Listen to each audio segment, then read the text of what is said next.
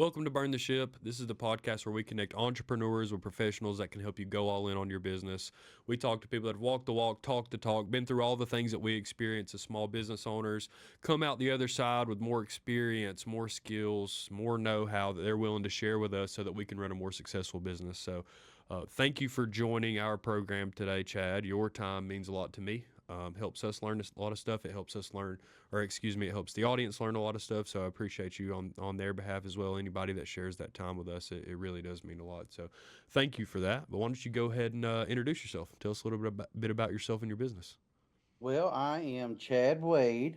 I own multiple businesses, but I'm proud of all of them.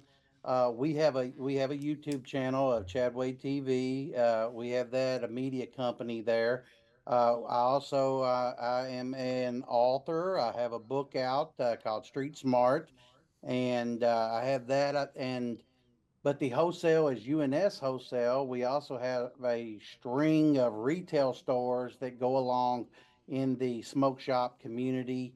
I also have a health and wellness store where we sell the one of the oldest brands of detox of Ultimate Gold Detox on the market today. It's a total body detox, and we sell a lot of different SKUs in that genre, and we have many online stores as well. So I've got quite a bit going on. Sure. Tell me how did you get where you're at? How did you get into all these different things? Where did it start? Well, so from the book tells the whole story, but I was selling a lot of marijuana, and I came out of the federal prison, and my wife had stayed with me through the whole thing, and I thought I would pop back out, and I had some crazy ideas, but before I could get out, she tells me, "Hey, listen, man, if you're going to go back to this, I got to go.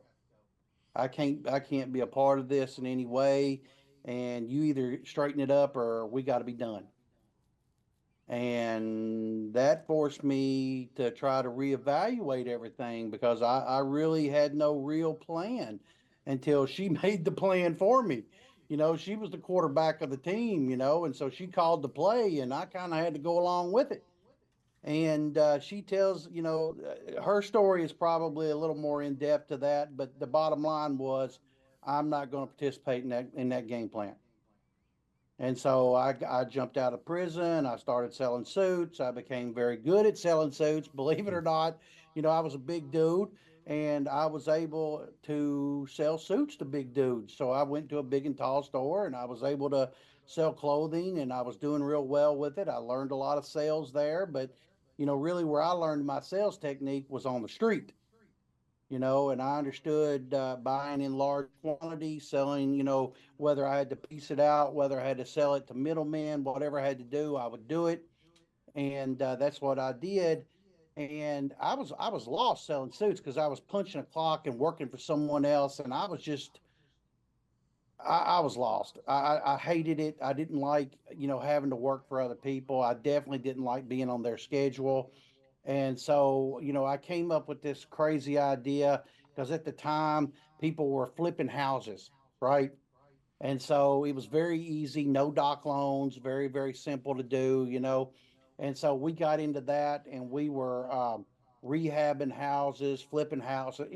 We did a lot of that. But then, 2008 happened, and everything went to crap.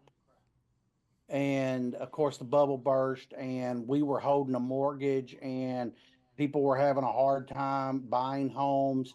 So we start renting it out, but the rent's barely covering the payment. And so eventually, of course, you're going to have taxes, you're going to have insurance, and you're going to get upside down very quickly if you're not careful. And so somebody that we had worked with, he's like, "Well, hey, look, man, let's get a booth in the flea market, and we'll start selling in the flea market." Well, yeah, but what are we going to do? So we walk around the flea market, and we're paying attention to what they're doing, and we come across, believe it or not, how my main business got started came from an incense booth, like stick incense. Mm-hmm.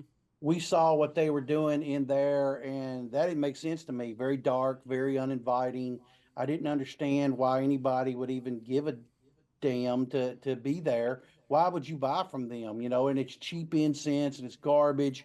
It didn't smell right. It smelled kind of moldy. And I'm like, that's ridiculous.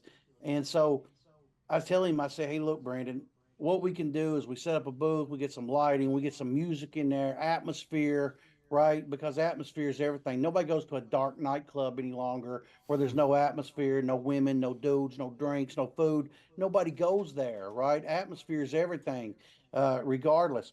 And so we go in there and we set it up, and we went from a 10 by 10, then we graduated to a 10 by 20 until we had 8 of these 10 by 10 booths at one time. And at this point we had already started bringing in glass, pipes and water pipes, and we had rolling papers and all. We went from an incense shop and incense burners into a full blown head shop, Mm. posters and all this in a flea market, but you only work 2 days a week because it's Saturday and Sunday. And so people had been begging us and begging us and begging us, let's open a store. And so, okay, well, that's going to require a lot of time. It's also going to require a lot of money. Well, we were making several coin, there on the weekend. We were profitable, very profitable, very quick, because we created something that people didn't do, which was atmosphere in a flea market genre. And so we go ahead and we open up into an old building that we only could use the front part of it because there was so much of it, and we just didn't have enough stock for it, and we had to build out to it and graduate up to the full building. And by the time we did, we looked up and we had a couple $100,000 in inventory. And we're filing taxes, of course we're filing Right. taxes, but the taxes are all written down on notebook paper, our paperwork, because they didn't have these crazy POS systems they have today. So I mean, the government was at a real disadvantage with anybody at that point. Everything was handwritten. Very few computers at this point was keeping anything other than QuickBooks or Peachtree or something like that. And so I was doing it right because I already knew what the feds was capable of. You don't pay them, they'll invite you to come on back in. And so I did not want to go back. I did not want to lose this woman who had stuck with me through all this mess that I had done. And so I wanted to do the right thing. And the next thing you know, we went from flea market to store to 6 stores to warehouse environment. And we've been through 4 warehouses since the first warehouse, because every 2 years we double in size. And so that's in a nutshell where we're at, except for where I mean, that's condensed. That's very condensed, for the sake of time, but that really puts us right to where we are today, and we are subject to double again in size within the next year. So you still have your retail locations, or I sure is do. your I sure do. and your how's the wholesaling going? Like what's kind of been the process for establishing wholesale relationships to kind of your competitors? Well, what happened is we had during COVID, right? I hope you can even publish that after I say that word, because they like to censor that word. And so during COVID, we had something that no one else had. We had stock. Right. We wasn't waiting on shipments to come in from China. We already had it. And we had a large amount of it because I would just buy and put it in there. And because I knew that there would come a time, and sure enough, there was. Because we were sitting in Las Vegas uh, for the trade show when they were talking about it on the news, and we was kind of all well, there was a group of us sitting there, and we were laughing that they would even think about shutting cities of that size down. Las Vegas, man, no way, that's not gonna happen. And we're sitting in the bar, and it got funny to everybody that they were talking about shutting cities down. And we were going into the largest trade show for our industry, and I remember telling the guy I was with, we'll be here next quarter. Well, we wasn't, Yeah. because sure enough, man, they shut New York down, they shut Las Vegas down, they shut these great big monster cities down. More importantly, they were shutting ports down, especially, and they already had this idea where it was coming from for some strange reason. But let's Yeah. hit the political podcast, so let's don't get into that. And so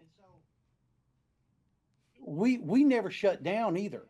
And so when shops were still trying, neither did UPS, neither did FedEx. Now they had less delivery and less of that. But what they did is you had to let them know how many days a week you was going to be open.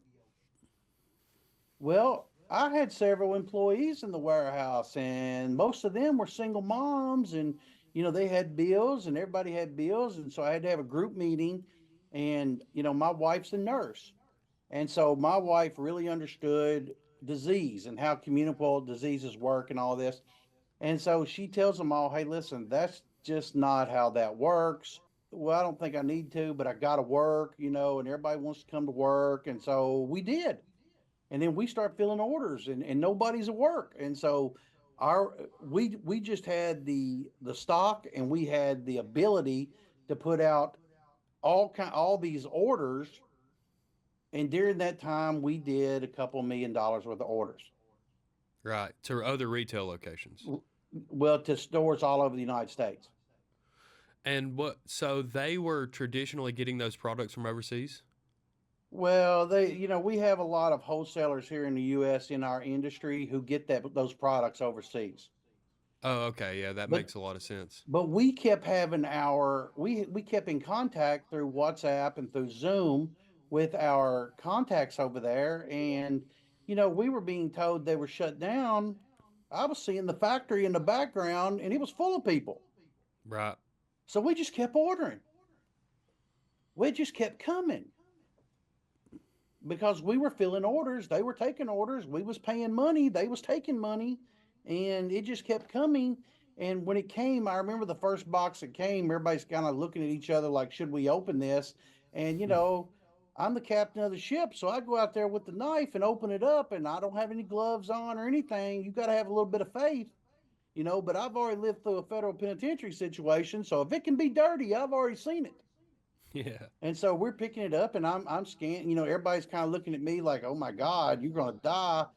Well, it didn't happen. I never got sick. I never got COVID. I never felt bad. And we were handling things, but it was within 90 miles of where they claimed this was all coming from, and none of us ever got sick. Never. Never. But again, let's don't go into that. So we would fill these orders, and people couldn't get it anywhere else because they were all afraid, and they wouldn't order from them. And so when you're a one stop shop, it's like being the only McDonald's on the street and nothing else Right. around. You're going to be eating chicken McNuggets a lot. Yeah. And so they did, and that kind of took us off. And Sure. that's really kind of how the wholesale really took off. How do you build these relationships with these retailers? Is it just having strong online presence from a No, no, wholesale no. perspective, or how do No, you find those people? it's charisma, man. People think sales has to do with trickery, and has to do with sales technique, right? The true answer to that is, can you take an order?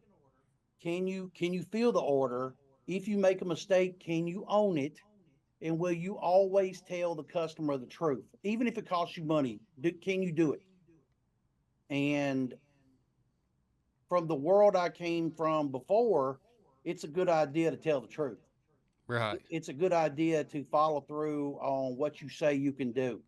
It's a good idea that don't tell people you can do 5,000 pounds if you can't do 5,000 pounds of marijuana.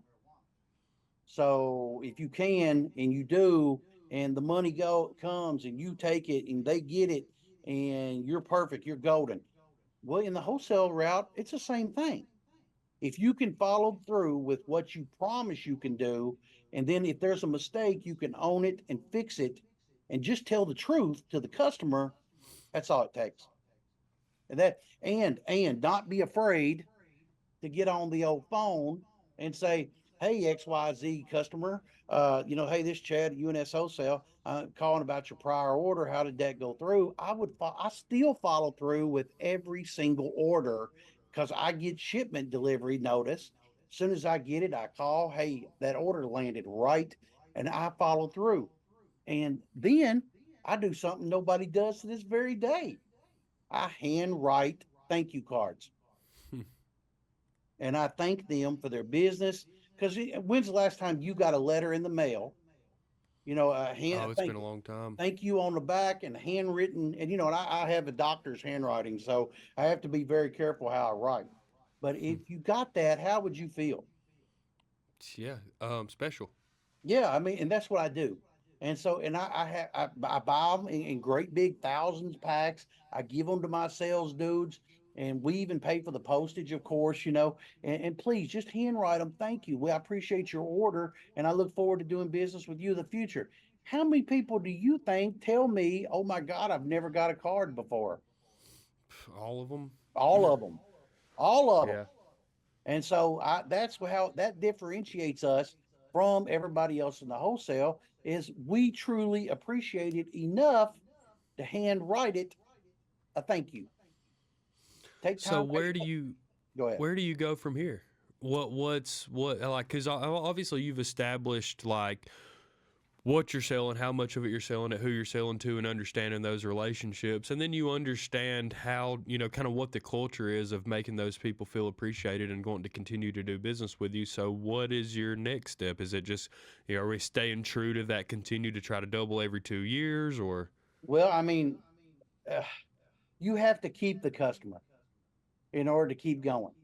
So in order to do it, I have to constantly stay on top of the new and interesting products that are coming in. And I have to stay on top of the pricing, which means I have to buy at the tier level that I need to. I need to make sure that it's, of course, stay on top of the legalization state to state to state and make sure I don't trip over my own feet or get them burnt because they didn't know it was illegal in the first place, which is why we do the Chad Wade TV on YouTube. And I constantly do news on it. And I tell them, hey, this is what's going on in our world, and this is how we're dealing with it. And, this is what maybe if you live in Missouri, your Delta 8 has just been banned. You got to stop.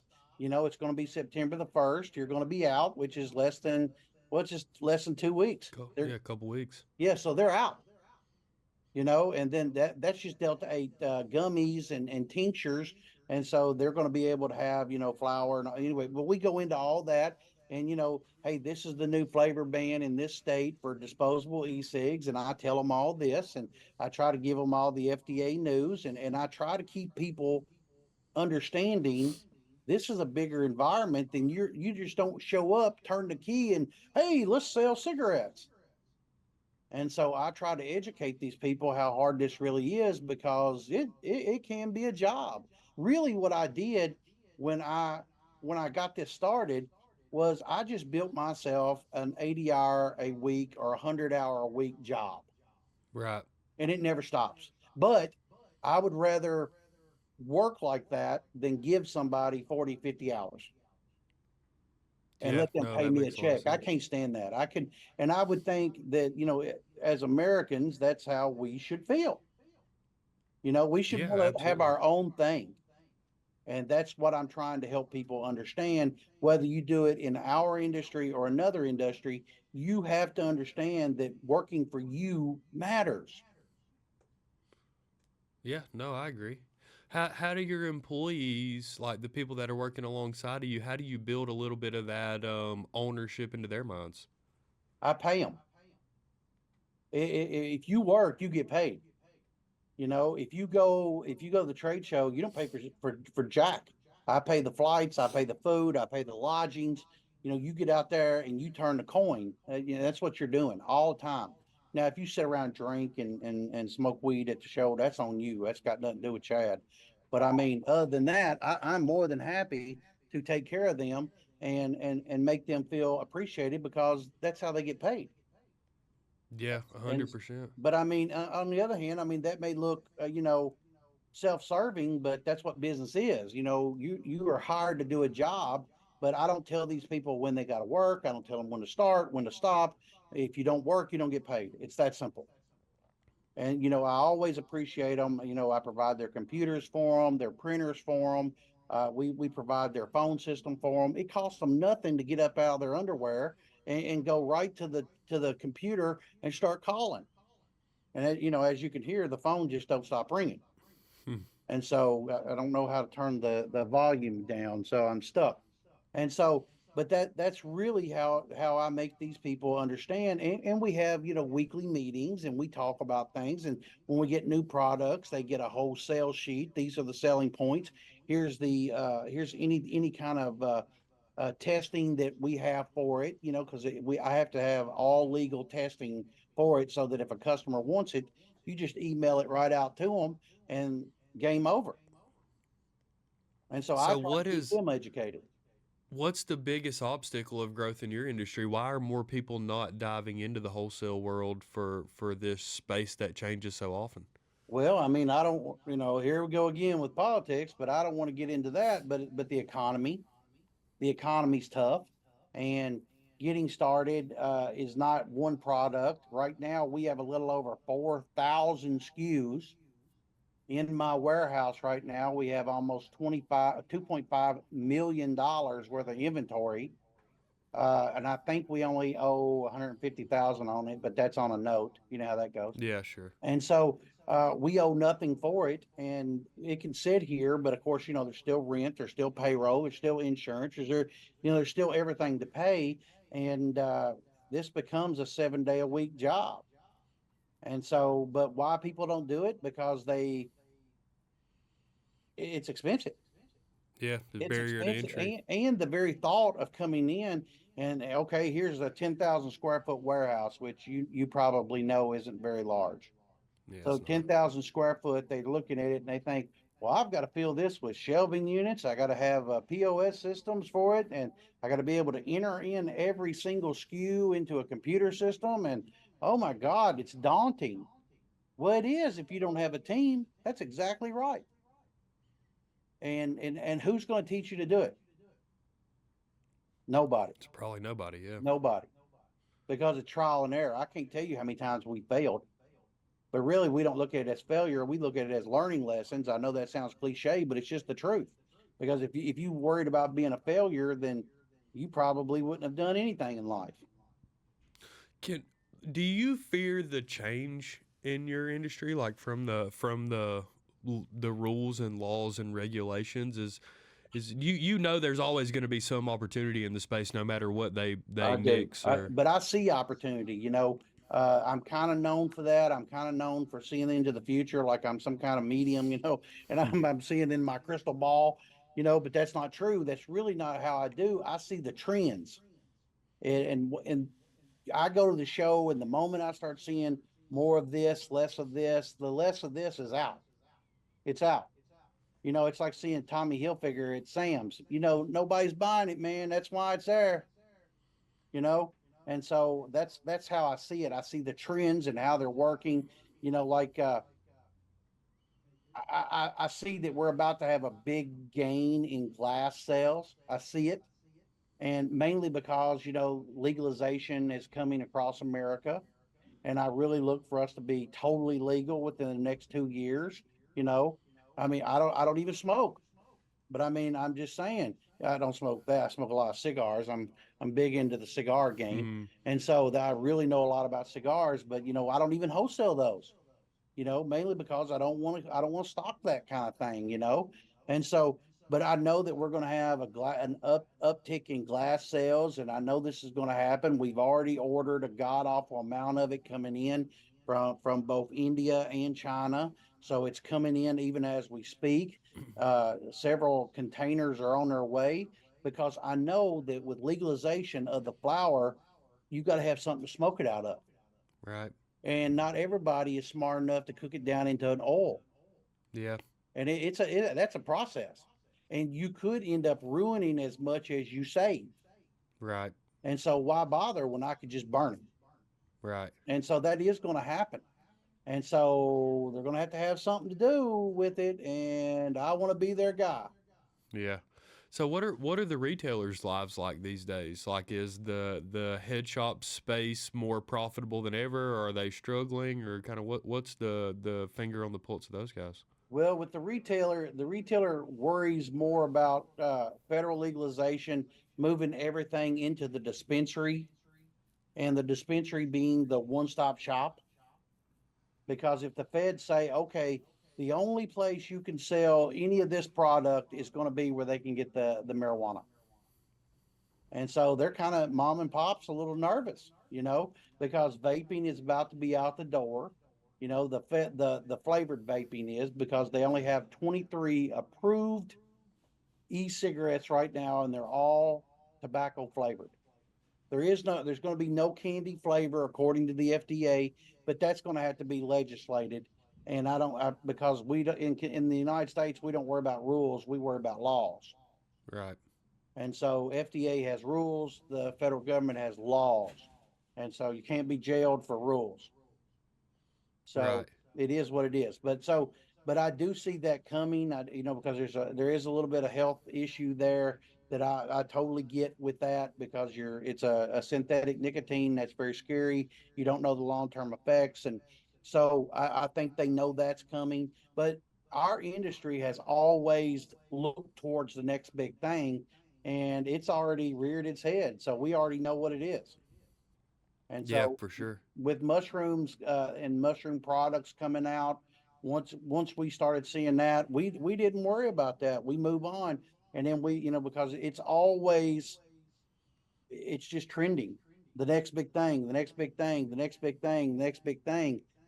We know we see the trend coming at all times, and we know that there'll always be something else. But our space is crowded. We have a lot of I don't like to call people foreigners. I like to call them imports. And so we have a lot of imports in here in our industry now more than ever. And they have cookie cutter type stores, where the mom and pops of before had their own unique style and Right. colors and how they did things, but it was also very dusty, very uninviting, very dark, very shady. If that you know what I mean. And so it's like going to the old 70s or 80s lounge, and it's dark and it's not inviting, and there's old men in there smoking cigarettes and drinking whiskey out of a bottle, and so people didn't want to go there. But once you started opening it up to the nightclub scene, and you got, the lights and the women, again, it's all vibe, and that's the only way to do it. And the imports are doing that, making it bright, making it inviting, having the flooring, having the lights on the ceiling, and everything looks better. They Yeah. put the lights around the window, it brings people in. And it's something that this new generation has never seen, that have been seeing it for the last 3 to 5 years. And Yeah. so that's more inviting for them. So mom and pop now has to transition to what they're doing, or recreate what they're doing to mimic it and put their own spin on it. Yeah, no, that makes a lot of sense. So, um, as you're building these relationships with these mom and pops and they're worried about some of this stuff, is that part of kind of the marketing arm of what you do? Like, how does the marketing and content creation in your YouTube channel impact and work alongside what you're doing with the wholesale and retail spaces? With Chadway TV on YouTube, we have a Chadway TV website as well, where if you want some training, if you want consultation, we can give that to you. We can help you with that. As a matter of fact, I had a guy this morning. Here's my notes from it, and I had that call, and I've got another call after this as well. And yeah, they pay for time, but they get the answers they're looking for with real world results. And so we'll train them. We'll tell them what they should be doing, how that should be done. They have to understand marketing isn't just a flyer that you hand out and stuff in a bag. It's not just on the radio. It's not just a commercial on the TV. It's not, because now Facebook and Instagram, of course, X will allow you to market your store on their platform now, where they used to would not, but they're becoming more acceptance with legalization. But then we have to help them understand, how do we market to the customer once they're in the store, and that's totally foreign to them. But the answer is the monitor on the wall, the TV on the Right. wall, and you show them a constant barrage of what your store has to offer. I call it the employee that never shuts up. And so we show it to them. We show them how to do it. We show them how to fill it on flash drives, and that you just plug into the USB and hit play on the media player and just let it run. I mean, how and we even show them how to set these things up where it's free. It's absolutely positively free to do it, and we show them how to make these pictures and how to do it. And so they're just flabbergasted. Well, I never thought of that. And we just played music videos on it, or we watched Netflix all day on it, or Yeah. or we watch TV off of it. Well, you let somebody else advertise that's got nothing to do with you. And so Yeah. that's what we teach them. That's how we Sure. that's how we keep them coming.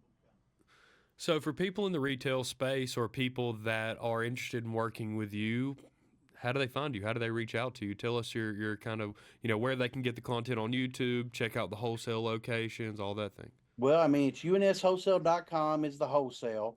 And you can even choose me to be your rep. As you can see, the phone hasn't stopped ringing since we started talking. And then there's the Chad Wade TV on YouTube. There's chadwadetv.com if you want to set up consultation. If you want me to help you build out your store or anything of that nature. If you want to come in for training, we can teach you how to build and run a store, how to stock a store. We can do all that. And yeah, and then there's I'm on TikTok, I'm on LinkedIn, I'm on Facebook. It's all Chadway TV all the way across the board, and so I made it very simple to do. So Nice. that's how they get a hold of me. And kind of the way that we always in the podcast here, right, is kind of an allusion to our name, right? Is burn the ship, because I think everybody that gets into this entrepreneur space has a moment where they decide, I'm a business owner now. I got to do the things to make it work. I got this vision. I've got this reality that I want to live in my life, and here's where I'm headed, and here's the things that I got to do to make it happen. And maybe it's when you get your logo back, or maybe it's when you get your first customer, or you make your first dollar, your first $1 million. Everybody goes through that at a different speed, right? Or there's a different thing that makes them make that decision of, I'm going to make this thing happen for me. But for you, kind of what was that thing, and what has, diving all the way into this entrepreneur world done for you? Where does it take you in your life, and what kind of gratification do you get out of it, so that the people that are listening know, oh, maybe I should take this same chance? I did not want to work for anyone else. I was so unhappy, and a lot of your people that are watching this, they're punching a clock still this day, and they are. That's and a fact, yeah. they are dreading going to work tomorrow, right now, right this second. Even if they're watching it on Saturday, they're worried their boss is going to call them in. They're worried about Monday morning showing up way too early.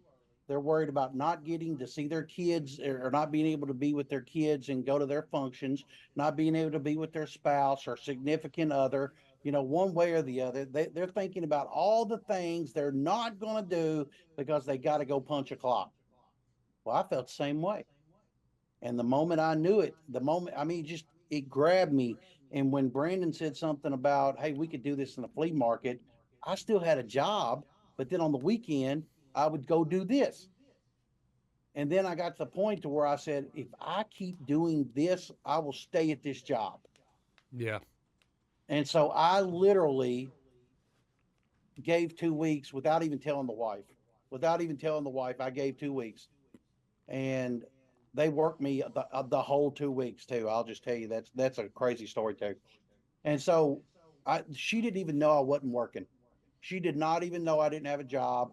That all I was doing was full time this right here. But then I caught myself when my back was up against the wall, working harder, selling more. I even created an online store that we've had since 2005. And so it's got a lot of traction. Yeah. In our online head shop, up in smokeonline.com is crazy length of time that we've had with it. So the crawlers and the Google, site map for it is ridiculous. Yeah, just a But ridiculous amount of data. right. And so we built that 5 days a week, and then worked the retail. And then of course we got the other stores. And by the time she figured out I didn't even have a job, she didn't care. Yeah. because I was full time into this and we were bringing in money and there was no issue. And so now I don't suggest that for everybody. Don't get me wrong. Yeah. I don't suggest that for everybody. And to tell you another thing, we built the whole thing with credit cards. I didn't even have the money to start it. We built it all with credit cards, so it became a constant thing of pay, pay, pay, pay, pay. Try to get the payment down so that I could order more with the credit card credit. And so that's really what pushed me to do it because I just did not want to go back. I just did not want to work for someone else. I was never going to get anywhere. What was I going to be, a store manager? Right. Who cares, man? I just didn't want to do that. I saw this going nowhere, and I was catching myself thinking some weird things about going back and doing other things that she'd never know. And no, I just wanted to be right. And Right. so by being true to myself and her, I am where I am today. And with Yeah. help from all the people that have helped me with this, people that didn't have to stick with me did. And, Right. and I did not build all this by myself. I had a team to help me. Brandon has helped me. My wife has helped me every step of the way. Now my daughter's involved. She's going to college and, she does all of our social media. She does all of our marketing. And, we've had a lot of help. I am not the king of this. I am just a bit player in the whole thing, but thank God I had a team. And that no championship is ever won by a single individual. It's won by a team. Yeah. And so if you go in as the one man gang, that's probably all you are. Yeah. It's building the relationships. Even my customers, I consider them partners. We have never called them customers. We call them partners because Right. without them, we're just a building with a bunch of merchandise in it. Yeah. And that's truly how I feel about it because I know what it takes to get where I am, and I would have never had the motivation to have done it on my own. Never, Yeah. For never. sure. Well, no, your story's inspiring because we say it a lot on the podcast. Like this whole entrepreneur road's not easy, right? And Mm-mm. there's nothing that I can sell you this $500 help book that's going to make it easy for you, right? There's no one person that you're going to find that's going to bottle up all these tips and tricks for you and say, here's exactly what you need to do to make it happen. But it's what's inspiring about your story is knowing that even though there are obstacles, even though there's a lot of hard work and a lot of relationships that you have to build to get through it, if you can find that thing that motivates you enough that you can kind of create that same type of inspiration with people that are willing to be on your team, in your court, want to help you, you can do some really cool stuff. Like I've said it over and over again on the podcast, and it's not a jab to anyone that's ever been on the podcast, but the people that we talk to are regular people, right? They go through normal real life stuff and they decide to take a road less traveled versus the normal person in order to create the type of solidarity that they want in their life. And you're a wonderful example of that. No matter how wrong or short or winding or whatever that road may be, you can do what you want when you set your mind to it and you find people that are willing to help you. So I look forward to being a part of that network for you. I look forward to being a benefit to you or the people that are watching the people in your network. We know a lot about the payments world. We know a lot about the insurance world. So any benefit that we can be to those people or to yourself, I look forward to that. And I think that we need to take a trip up to you because I really do think you deserve a professional production company to come sit down with you for like 8 hours, right? Like you have a documentary level story. Um, and I'd be interested in talking to you about that because knowing that whole story, I mean, it's enough to put a book out. You know what I mean? So putting some visuals to that and combining it with your story and what you're doing on a daily basis, I think can be a big help to you. But I think it's a story that people really want to pay attention to, and it's probably something that we can sell to a Netflix or a Hulu or a Peacock or an Amazon. You know what I mean? Like that's a real thing. I've ran into that. We've gone down that road a couple of times with some people that we're connected to in our network. So I think some people need to point some cameras at you and take you out of the, what you know best, which is your world and the business world, and let you tell that whole story in a way that leaves people with something to chew on and think, do I need to get off my ass and go make something out of myself? Because I think the answer is yes. You know what I mean? And Well, in this we all, world, in we, in America, they do. Yes, they yeah, definitely do. And I'm a exactly like what you're saying. I know I shouldn't be where I am. And if I hadn't had somebody kick me in the butt and say, if you don't do it this way, I'm not staying with you. And if my wife hadn't said that, I don't know what I'd have done. I think I would have went right back to the pen. I honestly believe that. But I honestly know that if I hadn't have just stuck with it and said, I am not working for these people or anybody else again, this wouldn't happen. Yeah. And so if your listeners or your watchers are not thinking along that lines, then they're wasting their time with this. But they're losing days of their lives and giving it to someone else for dollars. And that's wrong Yeah. because you're building nothing for your family and yourself. And Yeah. No, I agree. that's kind of how I look at this, is that I'm trying to build a better future for my wife and my child and for me. I don't want to be there till I'm 70, and Yeah. they shouldn't either, man. If you're going to be there, at least be there for you, not for them. Yeah, no, I agree. Well, I look forward to being a part of that. You're connected with a lot of people that I think are realizing that that avenue can be a way for them to shape life the way that they want. And that's the most like inviting and inspiring thing about my industry to me is that you really get to play a very integral role into letting people's business dreams become reality. You know what I mean? And at the same time, that unlocks life for us to do what we want. So I appreciate being connected with you. I'm glad that we got on the phone yesterday, and I look forward to continuing to talk with you because I think that I think we can do some cool stuff. So we'll get to editing this. We'll put it out there to the world. You're more than welcome to any of the content that we shoot. And if you're listening and you've made it this far into the episode, I appreciate it. Please like the video, share it, subscribe, send it to other people that are interested in business content because we're going to continue putting it out. But Chad Wade TV. If you have anything to leave the people with, please. This is your platform as much as it is mine, and I appreciate your time. But that's all I have, and I encourage the people that are listening to burn the ship and find that thing that motivates you to make life what you want out of it. Set it on fire right now. Don't even look back. Go, go, go. Yeah, no, I agree. All right, cool. Well, we'll talk again in the future, and everybody take care of yourselves, okay? Bye.